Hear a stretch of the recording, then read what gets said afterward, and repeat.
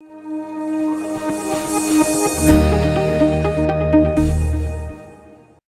are at the Astricon, the gym booth is where we are at, and we have here with us David Duffet, who is the worldwide Asterix community director, and we go out to him to check with him what is the message, David, that you have for the Asterix community in the Middle East region. Okay, well first of all I'd like to say thank you very much to you guys from DVCon making the trip, coming all the way over here.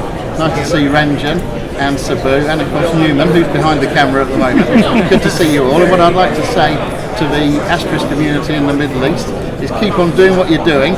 Using Asterix is giving you a powerful business advantage. It's not just about the cost, it's about the flexibility and the abilities to do all sorts of things that you just can't do with any other telephone system in the world other than Asterix. So we're grateful that you're part of the community and we want to help you continue to do what you do. Okay, so we're here in Astricon with Ranjan and with Sabu, and we were just discussing WebRTC briefly, and Asterisk, of course, in Asterisk 11, 12 and 13 supports WebRTC. In fact, Asterisk was the very first open source technology to have WebRTC support in it. And what's it got in there? Well, it's got the ability to support voice and video, and just as in the late 90s, in fact 1999 to be precise, Asterisk was a technology that helped drive the adoption of SIP as an open standard. So today, Asterisk is helping to drive the adoption of WebRTC. Even if you go to a WebRTC show that's not about Asterisk, it's just about WebRTC, virtually every demo you hear will say we used WebRTC with Asterisk to start us off. We might have moved into a different direction, but they've always prototyped on Asterisk. So it's good to know that Asterisk is there as a backbone for WebRTC projects as well. And lastly, of course, because we know Asterisk connects to everything else, to SIP, to PSTN, Asterisk is not only driving the adoption of the new technology, but it's gatewaying it, it's bridging it to the old technology, to things like analog, T1 and E1, SIP, all of that is all connected together.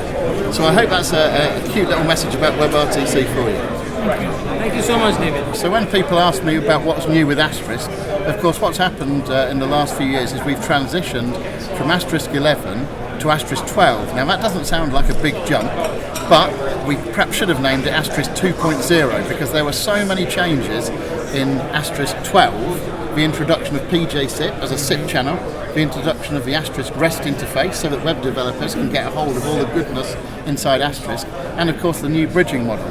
All three of those came along in Asterisk 12 and they were further enhanced in Asterisk 13. So we've got lots of exciting things for people to do and get to grips very deep down inside the infrastructure of Asterisk now with the ARI. One other thing I wanted to mention is people often ask whether Asterisk will scale to deal with very big systems. And we were talking to some guys earlier today in the Philippines who have Asterisk-based systems dealing with 56 million calls every week. That's 8 million calls a day on Asterisk systems. So if you've got questions about whether Asterisk will scale up, the answer is yes, it will. Yeah, of course. You know, and so some people think that scaling up to 200 calls is a big deal, but we know of places where they're doing literally millions of calls. And in fact, that same company in the Philippines has a system that will drop 3 million calls onto mobile phones over 2 days. So it's a pretty big deal. So is Asterisk continuing to develop? Yes. Can Asterisk be scaled to extremely large proportions? The answer is yes to that too. So there's David, the Mythbuster, with new facts about Asterisk. Thank you. Signing off from Astricon.